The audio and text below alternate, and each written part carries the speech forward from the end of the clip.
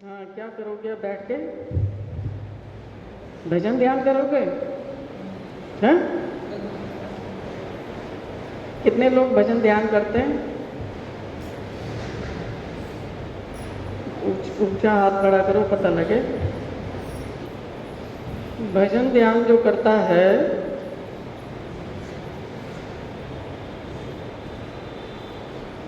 उसका उद्देश्य क्या होता है? किस लिए करते हैं हम भजन और ध्यान?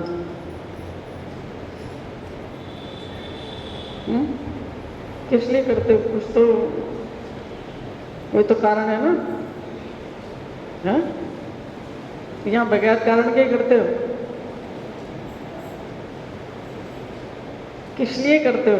जो कुछ भी करने से पहले मनुष्य जिसको भगवान ने सोचने की शक्ति दी है वो कुछ करने से पहले सोचता है या करना शुरू कर देता है?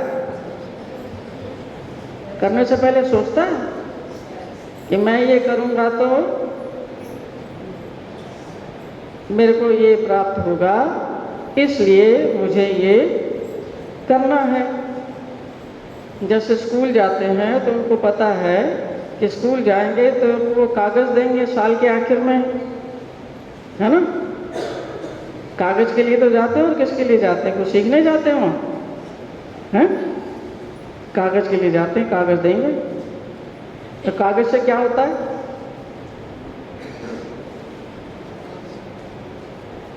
कागज़ से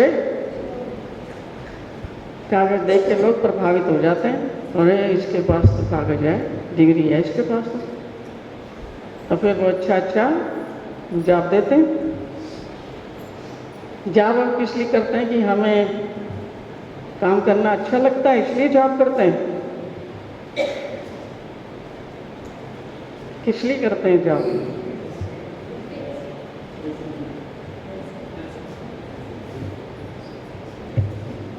पैसे मिलते हैं, इसलिए जॉब करते हैं।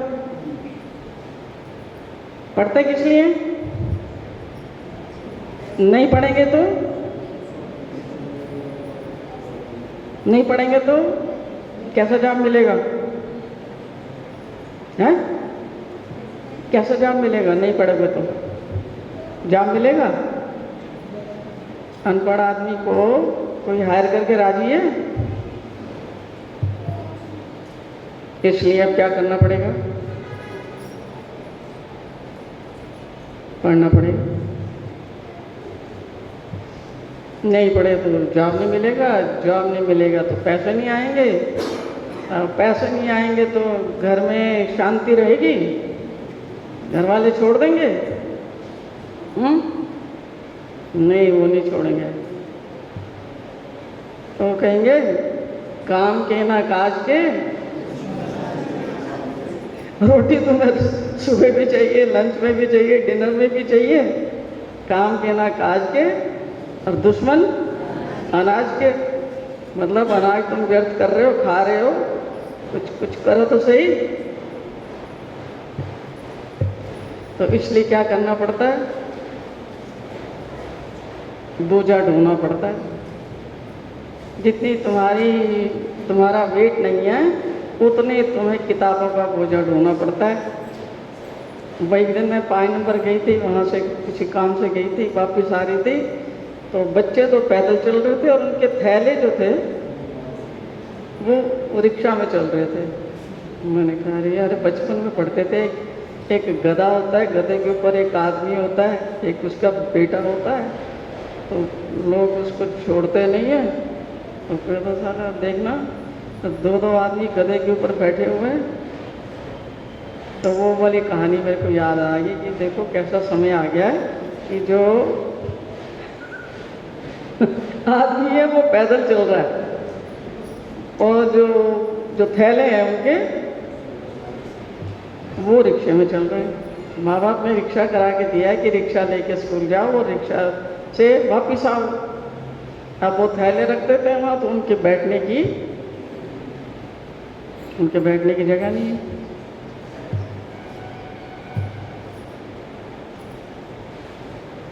तो पता होता है ना इनको हम क्यों पढ़ने जा रहे हैं, या तुम अपने बच्चों को क्यों पढ़ने के लिए भेजते हो, पता होता है ना?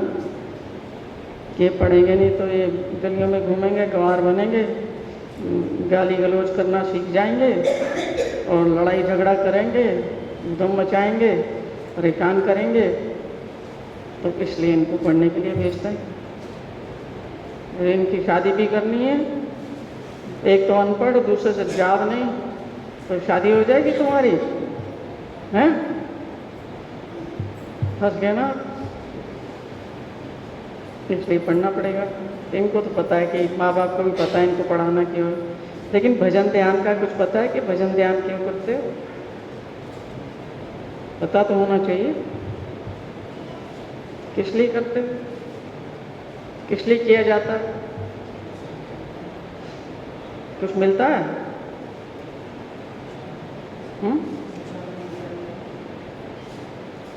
सुख शांति कह रहा है ये। सुख शांति के लिए करते हो? किसके लिए करते हो? हैं?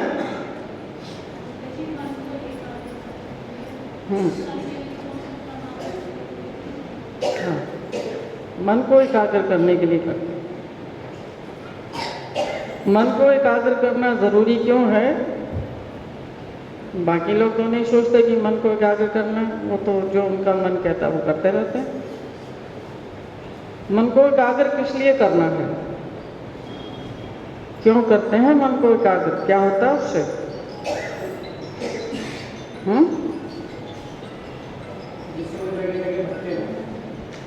सोचे समझे बगैर करोगे कोई काम जिसका तुम्हें पता ही नहीं, तो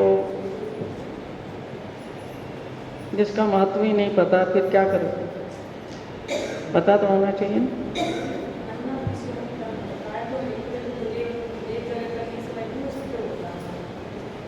तो उसमें क्या प्रॉब्लम है?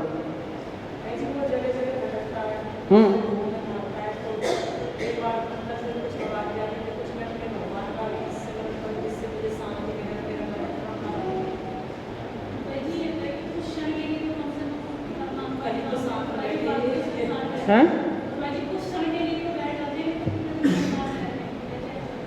हाँ, समझ आया कुछ क्यों करते हैं ये भजन ध्यान?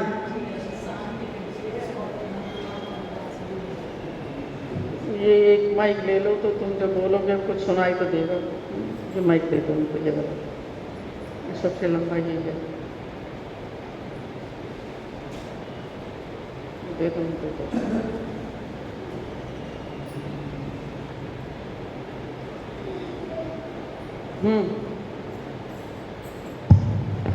भाई जी मन शांत होता है भजन से, और भाई जी जैसे ये विषय भोगों का विचार करता रहता है, तो ये थोड़ा देर सोचते हैं, अंदर से आवाज़ आती है कि कुछ समय तो भगवान के लिए निकाल ले, कुछ तो परमात्मा के नाम में बैठ जा थोड़ी सी देर। तो भाई जी इसलिए बैठते, शांति भी मिलती है और भाई जी आनंद भी मिलता है भगवान की भक्ति में। हाँ,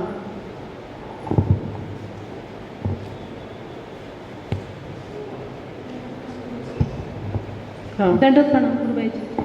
गुरु भाई जी मैं तो इसलिए बैठती हूँ ताकि कम से कम गुरु भाई जी पूरे दिन तो संसार में रहते हैं, 5-10 मिनट के लिए तो गुरु भाई जी ऐसा नहीं है कि पूर्ण रूप से लग जाता है मन, लेकिन अगर ईश्वर के नाम पे बैठते हैं तो गुरु भाई जी कम से कम मन को शांति भी मिलती है, और ईश्वर के नाम पे पूरे टाइम तो संसार में ही रहते हैं गुरु भाई जी, कम से कम कुछ क्षण के लिए तो अपना संपर्क ईश्वर के साथ बनाने के मैं प्रयत्न करती हूँ गुरु भाई जी। तो इसलिए इससे गुरु भाई जी होता है कि धीरे धीरे फिर थोड़ा जो मोह है वो संसार से हटके, और जो ध्यान है ना गुरु भाई जी, कभी कभी तो ऐसा होता है हम ध्यान पे बैठते हैं तो भी नहीं लगता ईश्वर में, और गुरु भाई जी कभी कभी फिर इसके अभ्यास से ऐसा होता है कि हम सबके बीच में रहकर भी हम ईश्वर से अपना ध्यान लगा पाते हैं गुरु भाई जी। तो इसका ये मुझे लाभ है।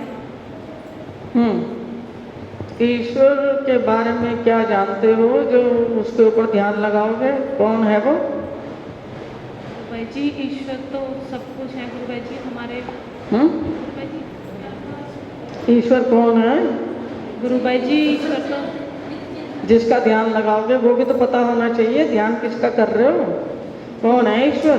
गुरु भाई जी अगर पूर्ण रूप से सच्चे चिंतक गुरु भाई जी भगवान श्री कृष्ण ही हैं हमारे, बाकी तो गुरु भाई जी हमने जन्म लेने के बाद ही संसार में सब देखा है सुना है, हाँ, तो जो श्री कृष्ण भगवान हैं हमारे और तुम्हारे भी हैं, तो उनको आपने देखा है कभी?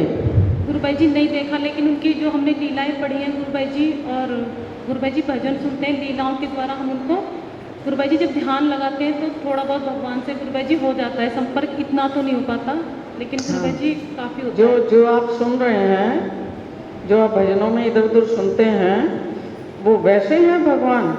नहीं गुरु भाई जी, गुरु भाई जी तो हमारी कल्पना ही मात्र है। वैसे हैं भगवान या इस मूर्ति के अंदर हैं? नहीं गुरु भाई जी, हैं? नहीं गुरु भाई जी। ऐसे होते हैं भगवान? पत्थर के होते हैं? बोलते चालते नहीं, खाते नहीं, लेते देते नहीं? फिर तुम किसका करते हो ध्यान?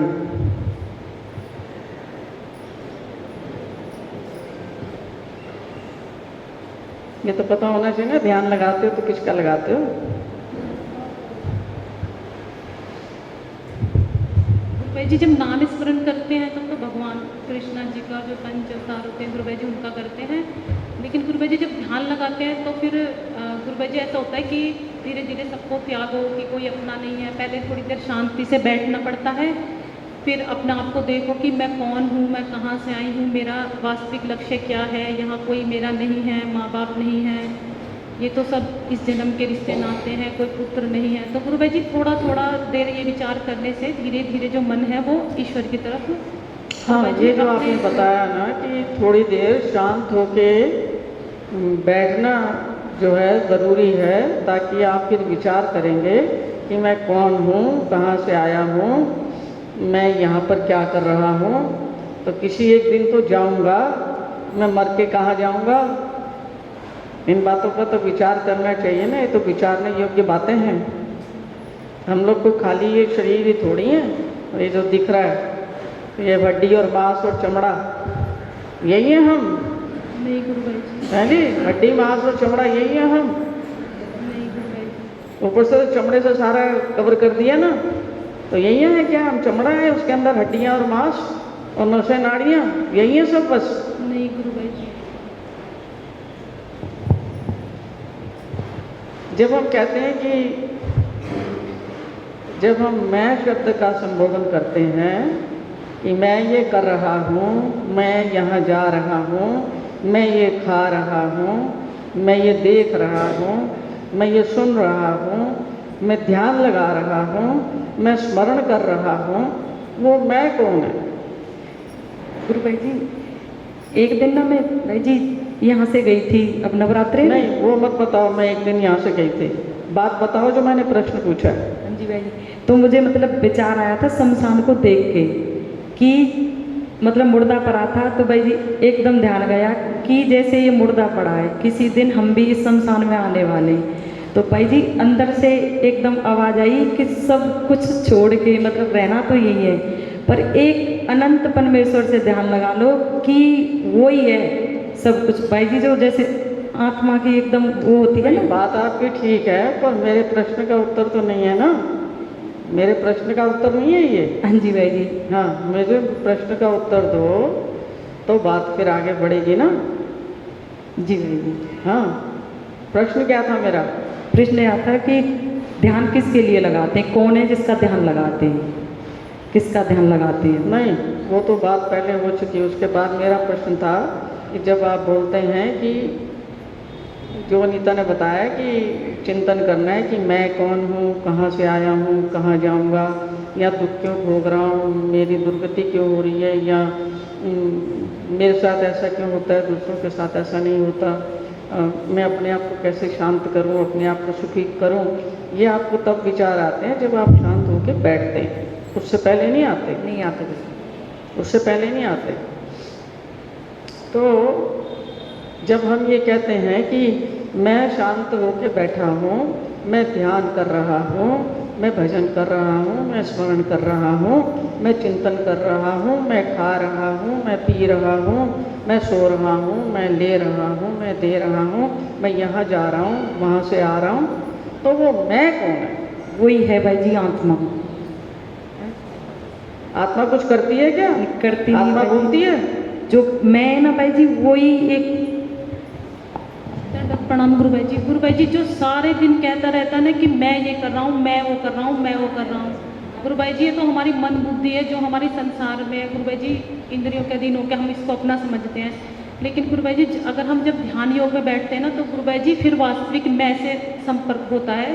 हाँ। गुरुभाई जी वैसे मेरा कम ही होता है क्योंकि संसार में यूँ गुरुभाई जी, लेकिन कभी कभी होता है कि मैं क्या है वो वास्तविक जो स्वरूप है गुरुभाई जी वो अंदर से फील होता है उस समय। हाँ। वो पूरे दिन गुरुभाई जी जो मैं है वो अलग है और जो वास्तविक मैं है वो जब हम बैठते हैं गुरुभाई जी ध्यान में वो तभी हमको फील होता है कि मैं क्या हूँ। अर्थात मतलब मैं भी एक आत्मा हूँ, मेरा जो स्वरूप है वो ये नहीं है, वो उस टाइम फील होता है गुरुभाई जी। आत्मा को देखा है कभी? नहीं गुरुभाई जी। एक शब्द है, जैसे परमेश्वर एक शब्द है, क्या ना? जी ऐसे आत्मा भी एक शब्द है, देखा है कभी? नहीं गुरुभाई जी।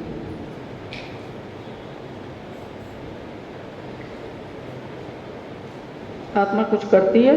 नहीं गुरुभाई जी। वो खाती है, पीती है, बोलती है, लेती है, देती है, बैठती है, सोती है, उठती है,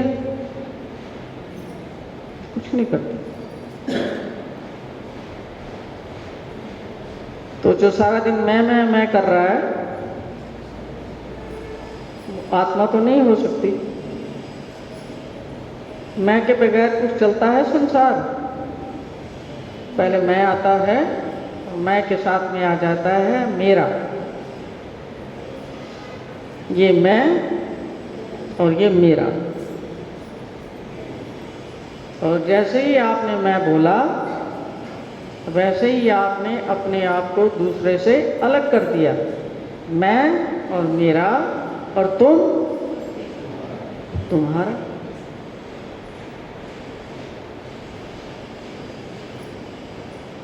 आ रहा है समझ? तो कौन है ये अंदर जो मैं है? गुरुभाई जी अहंकार। कहाँ रहता है अहंकार? हाँ? गुरुभाई जी ये मन बुद्धि और चित्त अहंकार गुरुभाई जी प्रकृति के हैं ना, तो ये अपनी तरफ ही लगाते हैं। हाँ, वो हमको बंधनों किसी में का बांध देते हैं। ऑपरेशन किया जाए, उसको काटा पीटा जाए, अंदर से चीरा फाड़ी की जाए, देखते ही हैं तो ये मन है क्या चीज़, और ये अहंकार है क्या चीज़ जिसने इतना उद्यम मचा रखा है? तो वहाँ कुछ मिलेगा? एब्स्ट्रैक्ट है, सूक्ष्म है, दिखता नहीं है। दिखता है? मैंने कहा कि लोथड़ा जिसको कहेंगे मन, अंदर मांस का कोई लोथड़ा मिलेगा अंदर?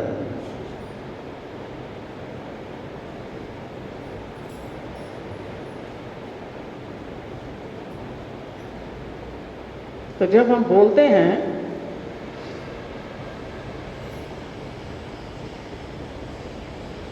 वो संबोधन कौन कर रहा होता है अंदर? कौन है हमारे अंदर जो ये सब करता है, बोलता है? मैं ये कर रहा हूँ, मैंने आज इतनी देर सिमरन किया, मैंने आज 6 घंटे सेवा की, मैंने आज जो है 10,000 रुपये का दान दिया, मैंने आज जो है मेरे घर में साधु आ गए थे, मैंने उनको रोटियां खिलाई, सब्जी खिलाई, हलवा खिलाया। ये कौन है अंदर जो बोल रहा है, ये बातें कर रहा है? हैं? गुरुभाई जी अहंकार के कारण हैं? क्या देखे तूने देवता? हैं? चेतना। हाँ, तो चेतना बोलती है? नहीं, चेतना बोलती है? चेतना तो जैसे ये समझ लो कि ये इलेक्ट्रिक करंट आ रहा है, वो बोल रहा है। ध्यान लगाना अच्छी बात है, पर समझ होना चाहिए कि ध्यान जो है लगाना किसका है? ध्यान से होगा क्या? ध्यान क्यों लगाना है, ये तो पता होना चाहिए ना।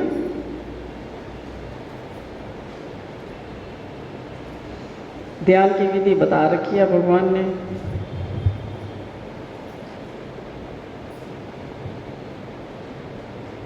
ध्यान का सारा जो फोकस है वो मन को संयम में लाने का फंक्शन है। मन संयम में आएगा तो उसके साथ में जो इंद्रियां हैं वो भी थोड़ी बहुत संयम में आएंगी, क्योंकि ध्यान की पहली कंडीशन है कि आपको निश्चल बैठना है। मतलब आपके शरीर का एक भी अंग हिलना डुलना चाहिए। हम निश्चल बैठ सकते हैं? तो ध्यान करने चले हो, निश्चल तो बैठना ही पड़ेगा। हमारा शरीर पे ही कंट्रोल नहीं है, वो ही 10 मिनट नहीं बैठ सकता। वो कभी उसके टांग में कुछ हो रहा है, कभी उसके घुटने में कुछ हो रहा है, कभी ये खा के इतना बड़ा पेट कर लिया, पेट रास्ते में आ रहा है, कभी जो है कोई चीज़ सता रही है, कभी कोई चीज़ सता रही है, कभी फ़ोन ऑन किया हुआ है उसमें मैसेज आ रही है, फटाफट उठते हैं देखते हैं। कोई डाला हुआ है मेरा स्टेटस, देखते हैं कितने लाइक्स आ गए उस पर, तो फ़ौरन वहाँ जाता है दिमाग, कुछ और चीज़ आ जाती है। फ़ोन को ही नहीं छोड़ सकते कि फ़ोन पे जो है किसी का मैसेज आया होगा, कोई जो है अब ये मतलब कितनी देर तक निश्चल बैठोगे? बैठ सकते हो निश्चल? शरीर को स्थिर करके, बॉडी के अंगों को स्थिर करके, रीढ़ की हड्डी को सीधा करके, ध्यान को एक जगह पे टिकाकर किसी भी चीज़ का चिंतन ना करते हुए, कभी हमने ये अवस्था अनुभव की है कि हमारे खोपड़े में किसी भी चीज़ का चिंतन ना हो? ये अवस्था हमने कभी अनुभव की है? हैं? हमेशा हमारे दिमाग जो है किसी न किसी चीज़ को पकड़ के रहता है जागृत अवस्था में। अब सो जाते हैं तो वो चीज़ों को छोड़ देता है, सोते में भी पकड़ता है। कैसे पकड़ता है? पकड़ रखी होती हैं चीज़ें, तभी तो सपने आते हैं। कि मैं सपने में गया था और वहाँ ना एक हाथी की सवारी की थी और वो बहुत बड़ा जुलूस था, और देखा कि मैं जो है राजा हूँ।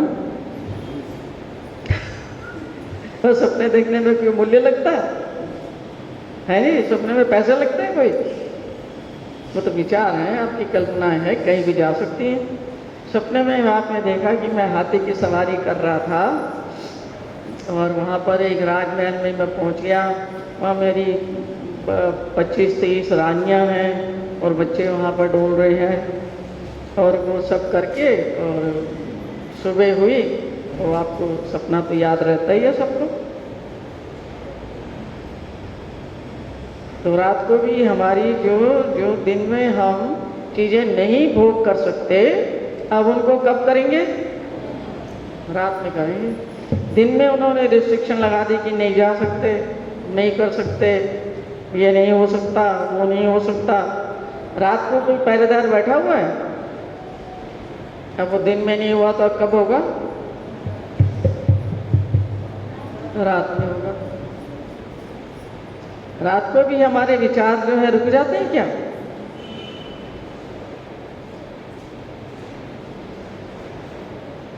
एक साधारण व्यक्ति के मन में एक दिन में 60 से 70 हजार विचार आते हैं। कितने? 60 से 70 हजार विचार। कितने विचार आते हैं?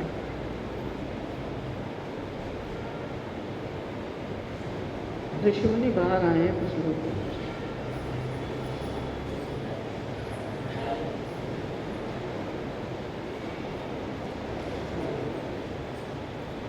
कितने विचार आते हैं एक दिन में? 60 से 70 हज़ार विचार, सारे विचारों को हम पकड़ सकते हैं?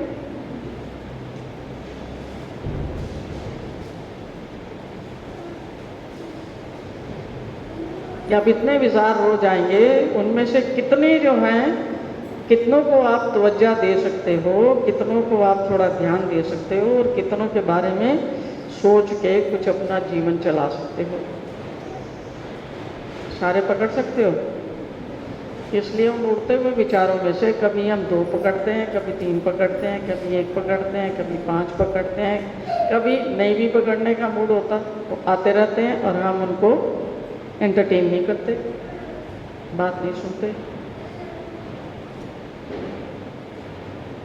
ये विचार जागृत कहाँ से हो रहे हैं, इसके बारे में कभी सोचा है? इनका उद्गम कहाँ से हो रहा है? इतने कहाँ से आ रही हैं इतने सारे? 60-70 हज़ार की गिनती भी कर सकते हो, 70 हज़ार तक गिनती भी कर सकते हो। 1 2 3 4 5 6 70-80 तक जाते जाते जो है ना,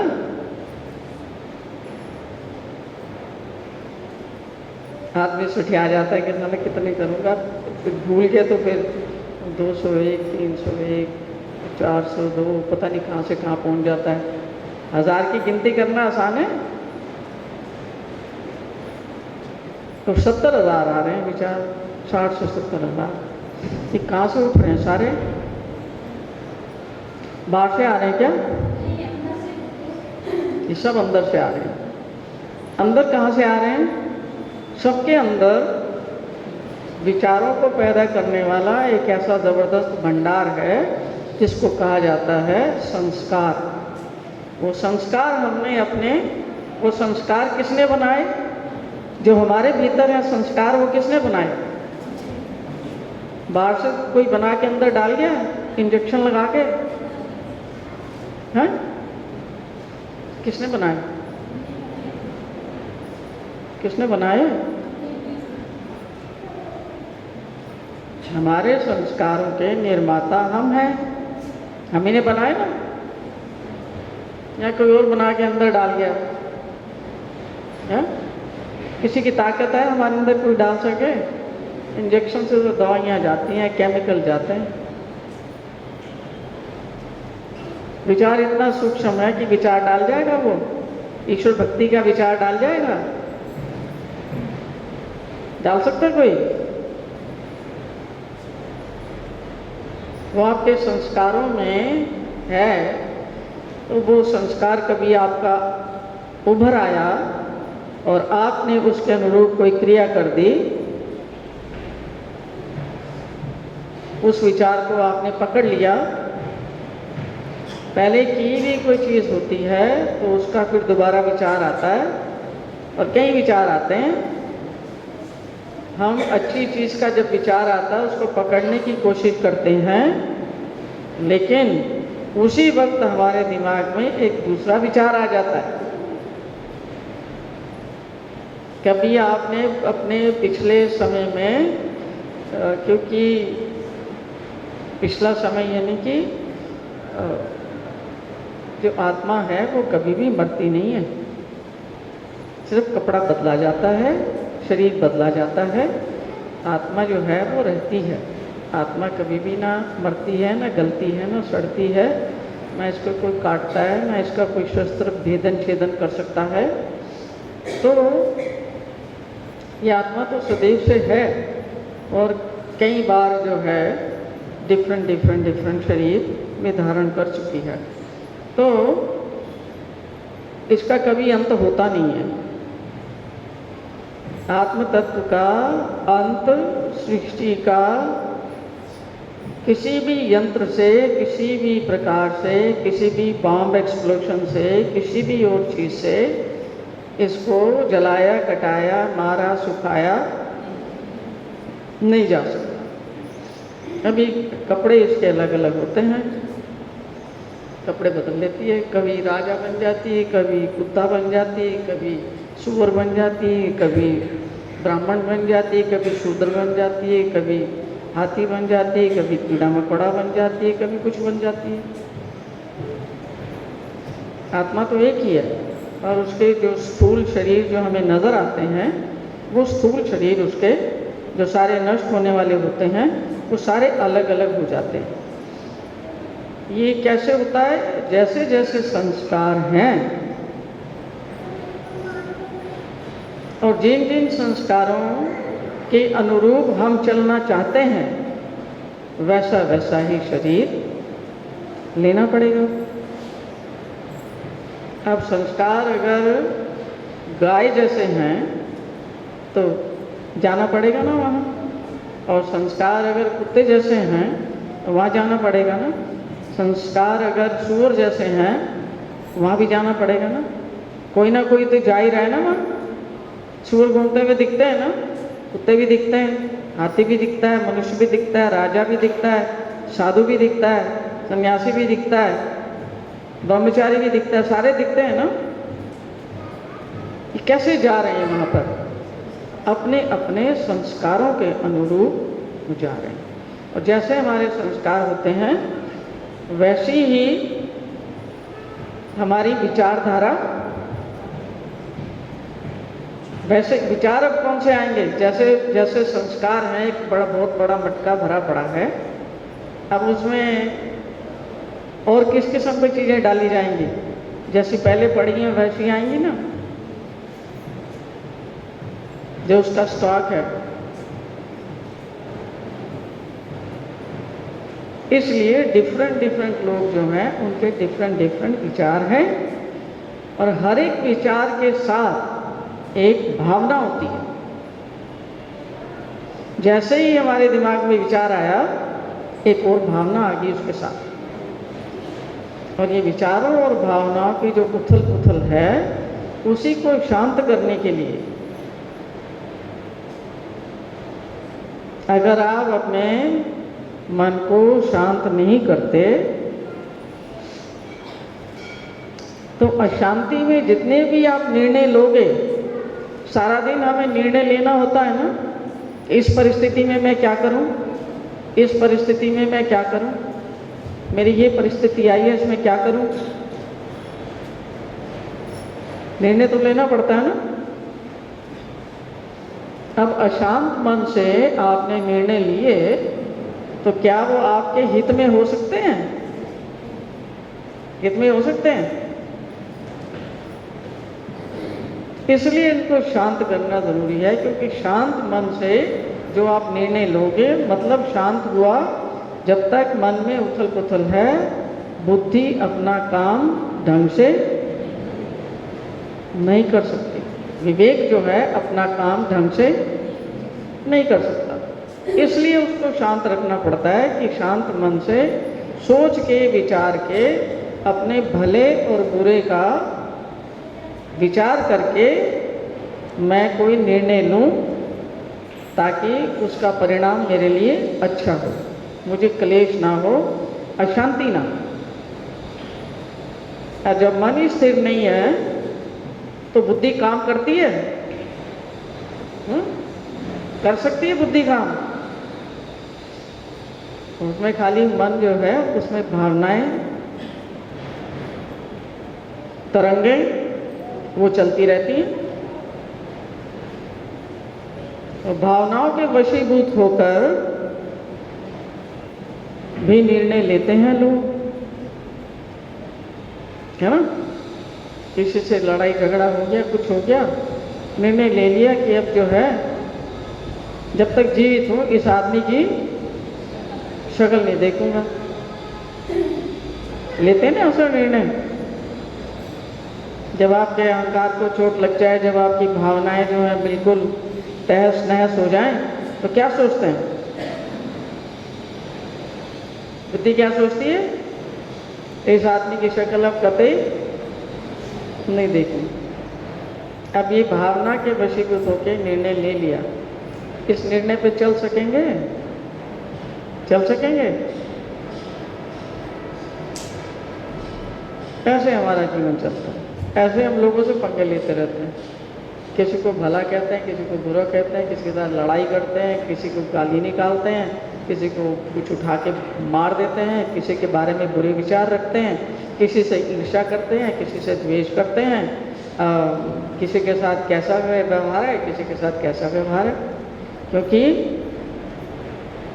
जब भावनाएं प्रधान हो जाती हैं और भावनाओं में दूषित भावनाएं जब प्रधान हो जाती हैं, तो सबसे पहली जो चीज़ जो बाहर जाती है वो है आपकी बुद्धि और आपका विवेक, यानी कि सोचने समझने की शक्ति, अपने भले बुरे का विचार करने की शक्ति उस समय खत्म हो जाती है, आउट द विंडो, बाहर।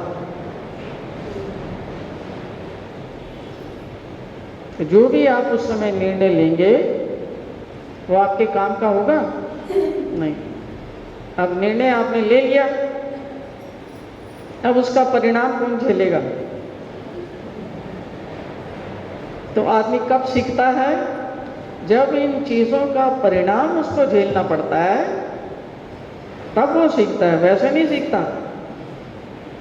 यार पिछली बार भी ऐसा किया था, बड़ा पंगा हो गया था, वो FIR दर्ज करवा दी थी तो हालत ख़राब हो गई थी, तो इस बार क्या करना है, मैं इस पर थोड़ा शांत मन से थोड़ा सोच लूँ, विचार कर लूँ।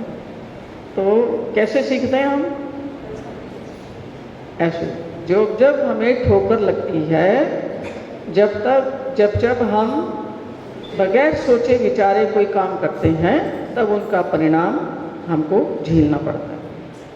अगर मन आपने शांत कर लिया तो आपके निर्णय भी ज्ञान युक्त होंगे कि आपने सोच विचार के ये काम किया, है ना। भावुकता में हम कर देते हैं शादी, कई लोगों की हो जाती है ना, नहीं ये लड़का आता है मुझे बहुत पसंद है यार, मैं इससे शादी करवाऊँ, मम्मी मेरी ना मुझे बहुत पसंद है, शादी करवाऊँ। अब ना उसके बारे में कुछ जाना, ना उसके बारे में देखा, ना उसके बारे में कुछ आपको पता है, और आपने संबंध जोड़ दिया। संबंध जोड़ने में तो ज़्यादा टाइम नहीं लगा, लेकिन उसको झेलने के लिए वो भी थोड़ा टाइम लगेगा, है? तो उसको पूरी जिंदगी आपको उसको झेलना पड़ेगा, और उसी से आप सीखेंगे। आया समझ? प्रकृति के पास बड़े बड़े तरीके हैं हमें सिखाने के। हम सोचते हैं नहीं, हम तो अपने अहंकार से प्रेरित होकर जो मैं चाहता हूँ वही करूँगा, जो मेरी मंशा है, जो मैं चाहती हूँ वही करूँगी। लेकिन होता क्या है? होता बिल्कुल अलग है। होता जो है वो भावनाओं का खेल है। तो भावनाएं जो हैं एक जैसी रहती है सारे दिन में। सुबह जो भाव आए थे, उठते ही वो भाव दिन में भी रहते हैं, 12 बजे तक भी रहते हैं, 4 बजे तक रहते हैं, शाम में 6, 7, 8 बजे वही रहते हैं। हमारे भाव तो दिन में 1000 बार बदलते हैं। कोई किसी ने गलत बात कह दी, अपमान कर दिया, अब कैसे विचार और कैसी भावनाएं आएंगे? तो मेरा तिरस्कार कर दिया, अब मैं इस आदमी से बात नहीं करूँगा। शक्ल मत दिखा दियो कभी अपनी, ऐसे विचार आएंगे अंदर से। थोड़ी देर में तुम्हारा पड़ोसी आ गया, आज मेरे बच्चे का जन्मदिन है, तुम्हारे लिए केक लाया हूँ और मिठाई लाया हूँ। अब सारा जो है माहौल बदल गया ना। अब उसको कि आओ जी, आ जाओ आ जाओ आ जाओ, अंदर आ जाओ, बैठो, आप चाय बनाओ आपके लिए, बनानी पड़ेगी ना, कुछ तो कहना पड़ेगा। उधर खाना खाने बैठे, फोन आ गया,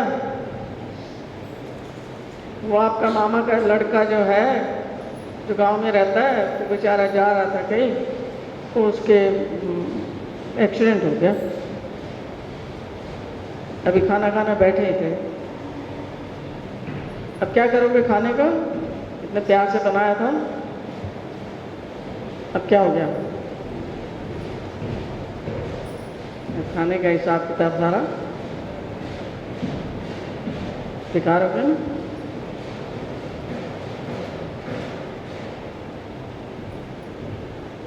जिसने खबर सुनाई थी आपको, वो आके आपको कहता है भाई तुम्हारा भाई तो बिल्कुल ठीक है, वो तो चोट दूसरे को लगी थी जिसके साथ वो भिड़ा था।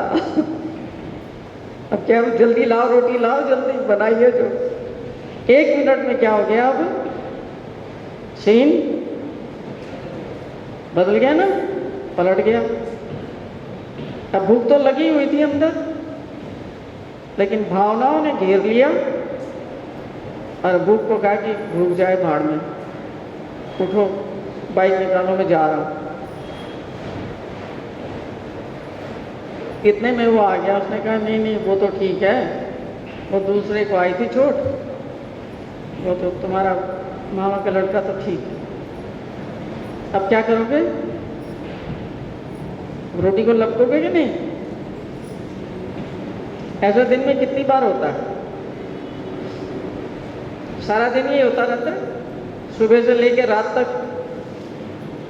तो ये जो भावनाएं हैं, ये आपके जीवन को चला रही हैं, या विचार जो हैं आपके जीवन को चला रहे हैं।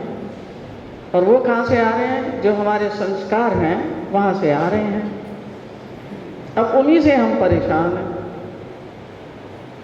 किसी और चीज़ से परेशानी है हमें? हमारी सारी परेशानी जो है हमारे भीतर से आ रही है। उस परेशानी को दूर करने के लिए ध्यान का मतलब है कि आपने अपने मन को एकाग्र करके थोड़ा चीज़ों को देखने का प्रयास किया है कि हो क्या रहा है मेरे साथ। वो शांत बैठोगे तभी पता चलेगा ना, शांत बैठोगे तो पता चलेगा कि मेरे जीवन को कौन चला रहा है। मेरे विचार और मेरी भावनाएं ही मेरे जीवन को चला रही हैं। तो अगर आप चाहते हैं कि ऐसे ही जीवन चलता रहे तो उसमें तो कोई दिक्कत नहीं है, पर वो परेशानी पैदा करती है कि विचार और भावनाएं जो हैं अधिकतर कलयुग में आते आते हमारी विचार और भावनाएं हो चुके हैं दूषित, जिसके कारण हमारा जो व्यवहार है वो असुरों जैसे बनता जा रहा है। मतलब देवी संपत्ति के जो लक्षण हैं, जो एक अच्छे इंसान के जो गुण हैं, वो अगर हमारे अंदर हमारे संस्कारों में होते तो फिर हमें कोई परेशानी होती क्या? कोई परेशानी होती अंदर से? हमारी परेशानी यही है कि हमें चाहिए जीवन में सुख चाहिए, शांति चाहिए, आनंद चाहिए, हम मौज मस्ती से जीना चाहते हैं, लेकिन हमारे जो पुराने संस्कार हैं जो हमें प्रभावित करते हैं वो इतने नीच हैं कि चैन से बैठने नहीं देते। अब युद्ध चल रहा है अंदर,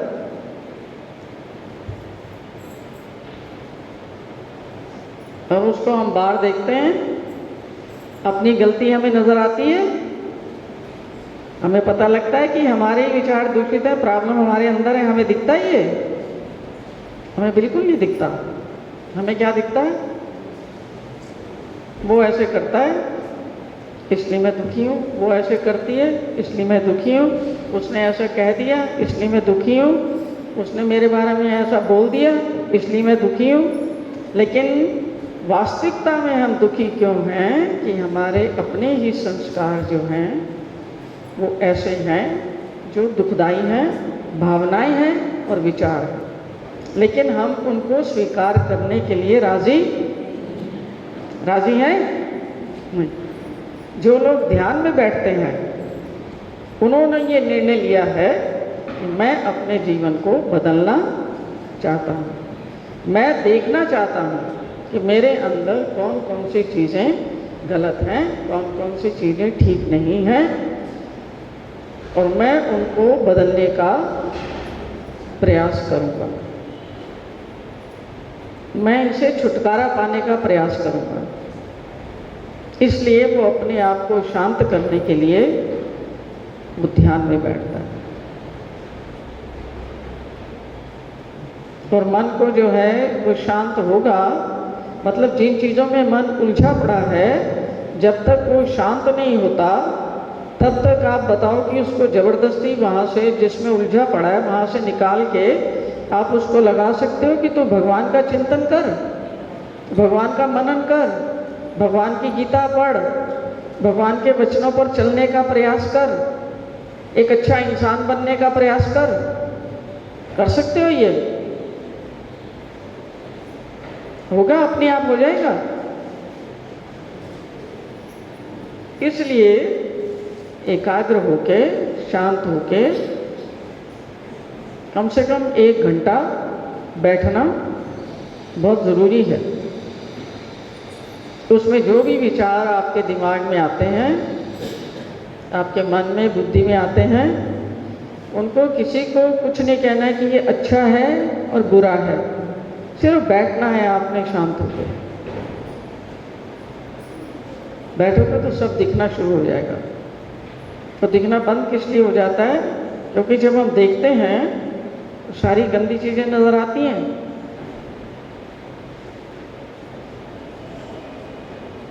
एक कमरा जो है उसकी आपने सफाई नहीं की, 10 साल बाद आप अपने किसी गांव के घर में जाते हो, वो उसका दरवाज़ा खोलते हो, क्या मिलेगा अंदर? क्या मिलेगा? साफ सुथरा, क्लीन, स्पिक एंड स्पैन।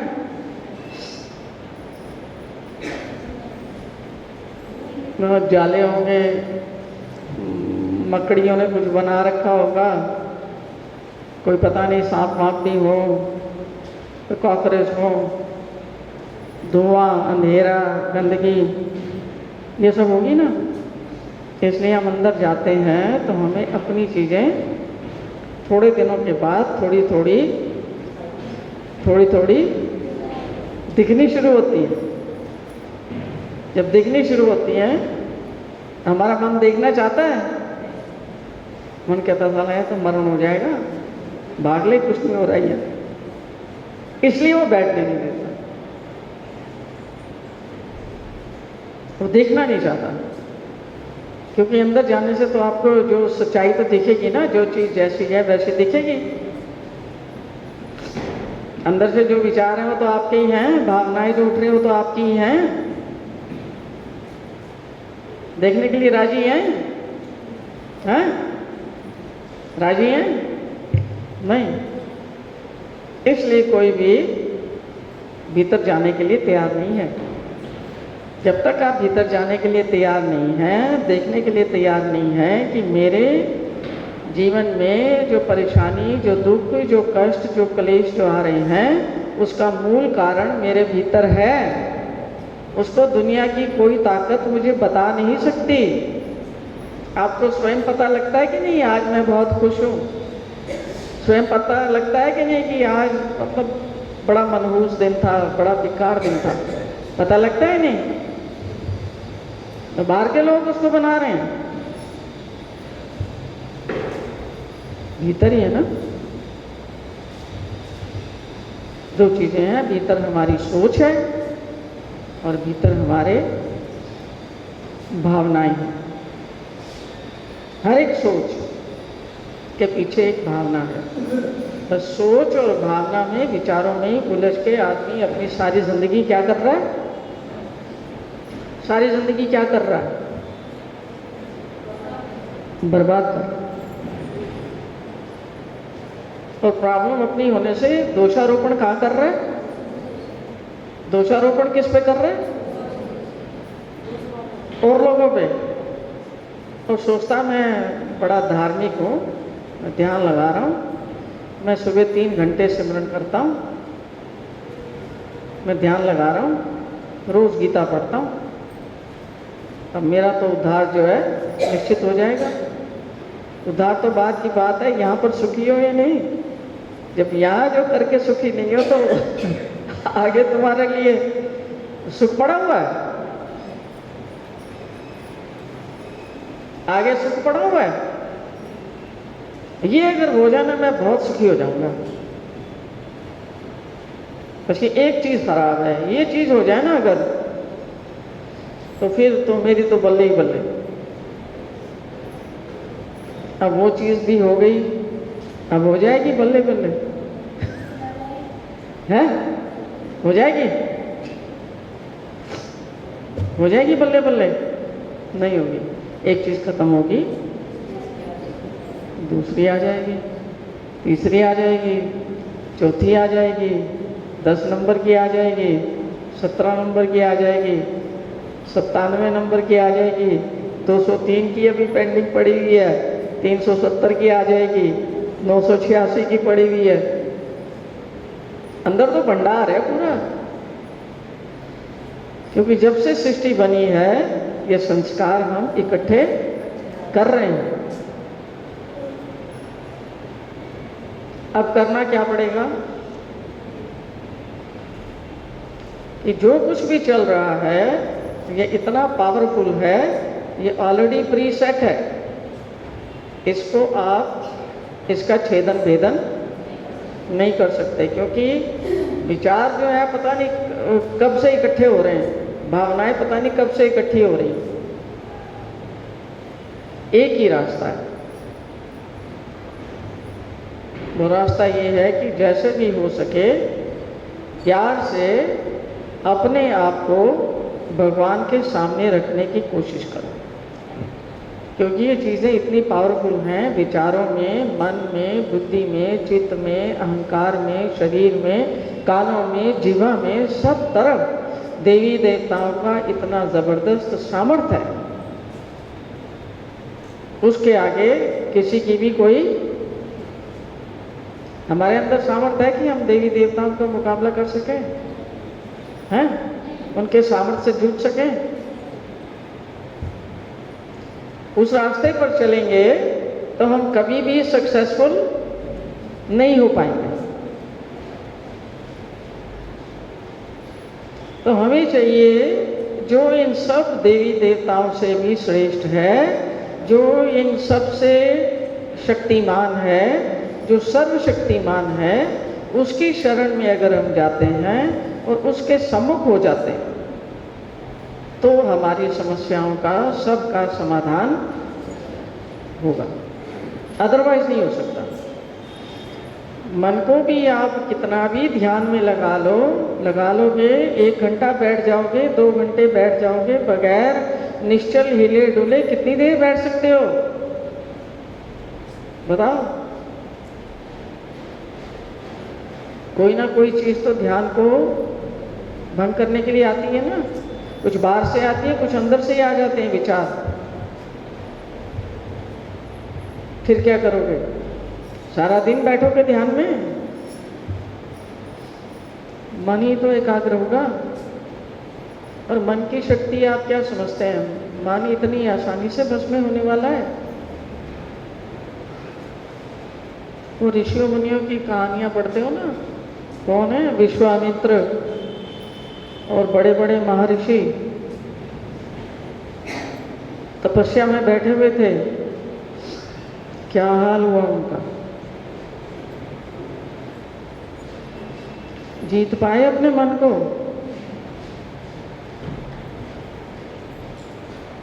विचलित करने वाली चीज कहां से? बाहर से आई थी। अगर स्त्री का रस अंदर नहीं होता तो मेनका क्या, मेनका का बाप भी आ जाए उसको विचलित कर सकता है? भंग तपस्या मेनका ने की? नहीं, स्वयं ही अपनी तपस्या भंग की अपने हृदय में। स्त्री का जो भोग पहले किया हुआ था उसका रस अभी तक कायम था।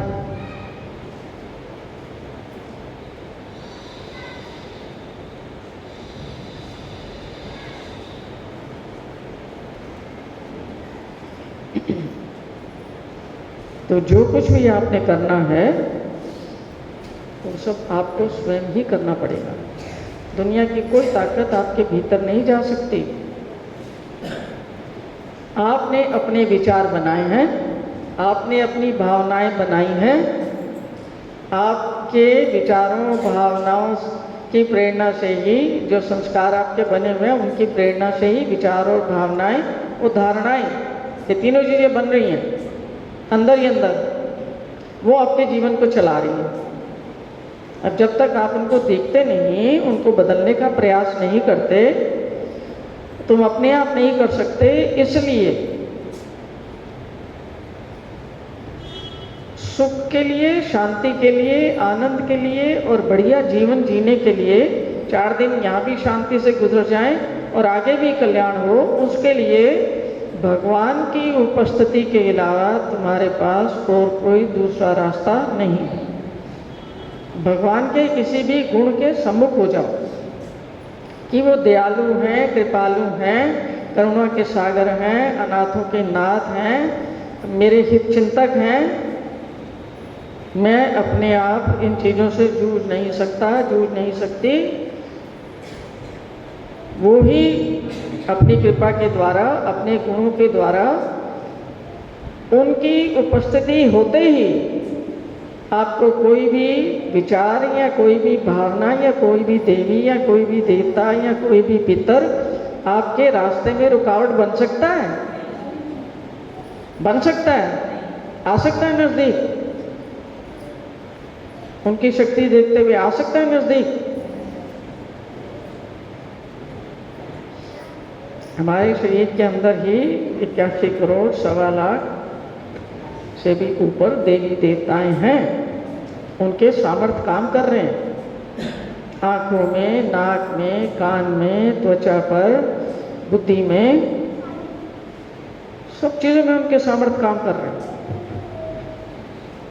जहाँ से विचार और भावनाएं और ये सब धारणाएं जो है ना, जहाँ से होके वो आ रही हैं, तो वो दूषित होने से वो आपको बार बार उसी में ही उलझाए रहती हैं। ममता है, आसक्ति है, ईर्ष्या है, द्वेष है, कामना है, लालच है, क्रोध है, लोभ है, अहंकार है। ये इन चीज़ों को आप अपने सामर्थ्य से उनको चेंज करोगे, उनके ऊपर विजय पाओगे, पा सकते हो। तो वहाँ अपना समय बर्बाद करने की बजाय शांत होकर बैठो, अपनी सब चीज़ों को भीतर से देखो और भगवान को सम्मुख रख के उनसे प्रार्थना करो कि आप ही मेरे को सुख, शांति और आनंद का रास्ता दिखा सकते हैं। मेरा मार्गदर्शन करो, मेरे जीवन को आप चलाओ, मैं आपकी शरण में हूँ।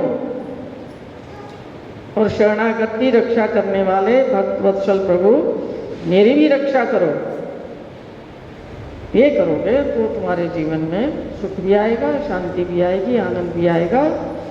और अगर अपनी मूर्खता के कारण अपने ही मन, बुद्धि और विचारों को लेकर के चलोगे तो ना तो सुख है, ना शांति है, ना आनंद है, और ना ही किसी भी कार्य की सिद्धि होगी। समझ आई? तो इनको विचार करो। आज का बड़ा मंगल अवसर है जो सब लोग यहाँ पर पहुँचे हैं। जो बातें आपको बताई हैं उसका शास्त्र, उसका आधार जो है गीता और ब्रह्म विद्या शास्त्र है। इसलिए इनका जो है, इनको आचरण में लाना, इनका पालन करना, इनके बारे में सोचना, इनके बारे में मनन करना, चिंतन करना, ये हमारा काम है ताकि हम अपने जीवन को सुखी कर सकें। यहाँ पर भी 4 दिन सुख से रह जाएं। इस संसार को भगवान ने दुख रूपता और पाप मूलता कहा है। दुख रूपता और पाप मूलता, इसकी मूल में, जिसकी जड़ में पाप है, जो दुखों का आलय है,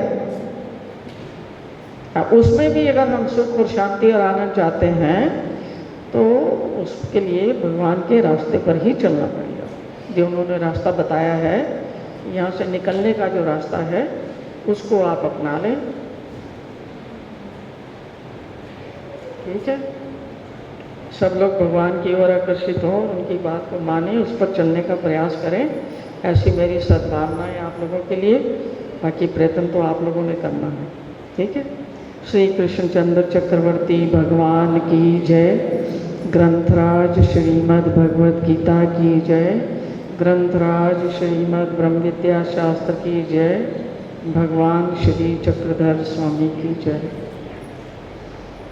मैं ये दृष्टांत लाई थी आपको बताने के लिए 59 नंबर का, इसको घर जाके पढ़ना है। ईर्ष्यालु का दृष्टांत है जो ये बताता है कि झूठ बोलना महापाप है। इसको जाके घर जाके पढ़ना। ठीक है। झूठ हम बोलते हैं ना दिन में 500 बार कम से कम, है ना। तो झूठ से कभी भी सुख और शांति और आनंद मिल सकता है? हमें चाहिए तो सुख शांति और आनंद और मौज मस्ती, लेकिन काम कैसे करते हैं? कमीने से कमीना काम करने के लिए तैयार है।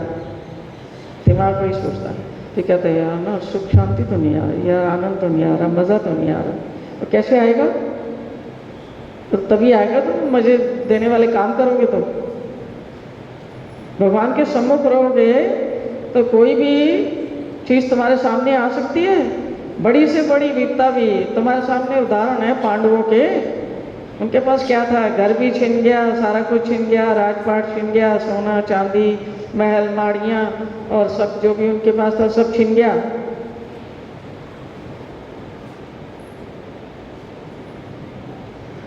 भगवान को पकड़ रखा था ना, उनका बाल भी बांका हुआ। मरा कोई उनमें से? सब कुछ उनको वापस मिला?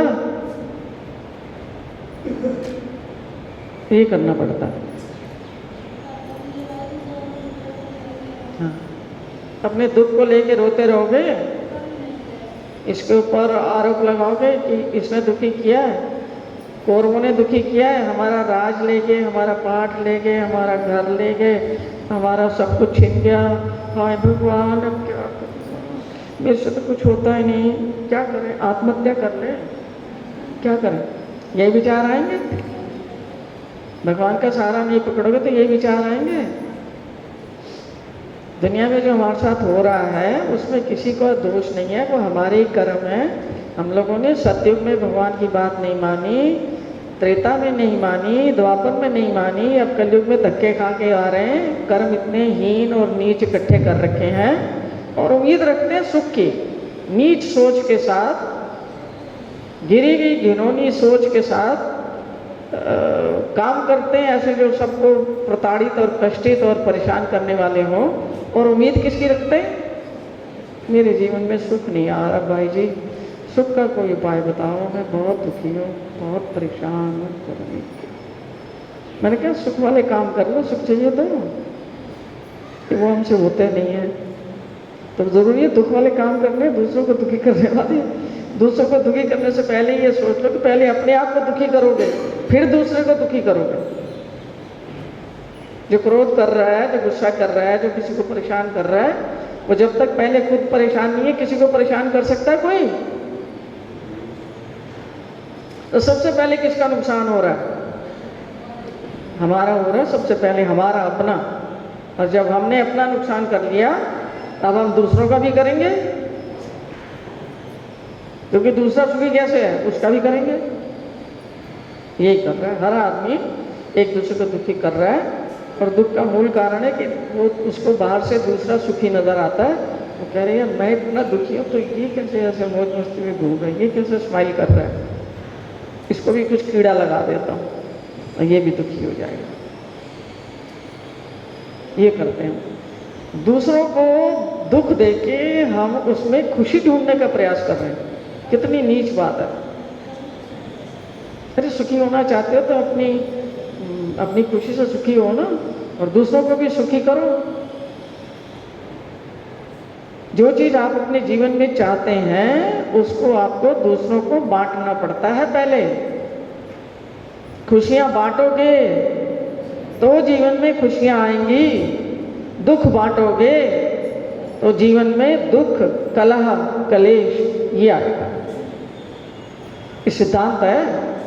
जो भी बांटोगे वो ही 10 गुना घूम फिर के कहाँ आएगा? हमारे पास आएगा। अब चॉइस तुम्हारी है, जो बांटना चाहो वो बांटो। ठीक है, बांटने का काम देखो हम क्या बांट रहे हैं। ये तो आसान है, थोड़ा देखा जा सकता है। देखो कि सारे जीवन में हर रोज एक डायरी बनाओ कि आज सुबह से शाम तक मैंने क्या बांटा, किसके साथ मैं कितनी देर बैठी और उसमें मैंने क्या क्या बांटा। लिखना शुरू करोगे तो आपको पता लगेगा कि साला गंद के अलावा मैंने कुछ बांटा नहीं, साला खुद भी दुखी और दूसरों को भी। अब दुखी तो है ही ना, मैं जब जाएगा तो देखेगा ना साला कोई भी आता है आपके पास में किस लिए आता है? किस लिए आता है? खुशी बांटने के लिए। खुशी बांटने आता है, अपनी परेशानी को उड़ेलने के लिए आता है। साला ये मेरे खोपड़ा फटने को तैयार है, साला फट जाएगा, मैं जाऊं कहीं, किसी को तो पकड़ो। और फिर जब उगल देता सब, अब शांति है अब शांत हूं मैं, अब मैं जाऊंगा, मैं रोटी खाऊंगा, मौज मस्ती करूंगा। तो ये देखो, इसका वो बनाओ, छोटा सा चार्ट बनाओ कि आज दिन में कितने लोगों को क्या क्या बांटा, तो पता लग जाएगा कि आप सुख बांट रहे हैं या दुख बांट रहे हैं। जो बांट रहे हो ना वही 10 गुना 20 गुना ज्यादा होके तुम्हारे पास आएगा। ये सिद्धांत है, ये लॉ ऑफ अट्रैक्शन का सिद्धांत है कि यही तुम्हारे पास आएगा, मैनी फोल्ड्स। अब ये देख लो कि तुम क्या चाहते हो जीवन में। जो चाहते हो उसको बांटना शुरू कर दो। श्री कृष्ण भगवान की जय, भगवान श्री चक्रधर स्वामी की जय, ग्रंथराज श्रीमद् भगवद गीता की जय, ग्रंथराज श्रीमद् ब्रह्म विद्या शास्त्र की जय। सबको जय श्री कृष्णा, जय श्री चक्रधर स्वामी।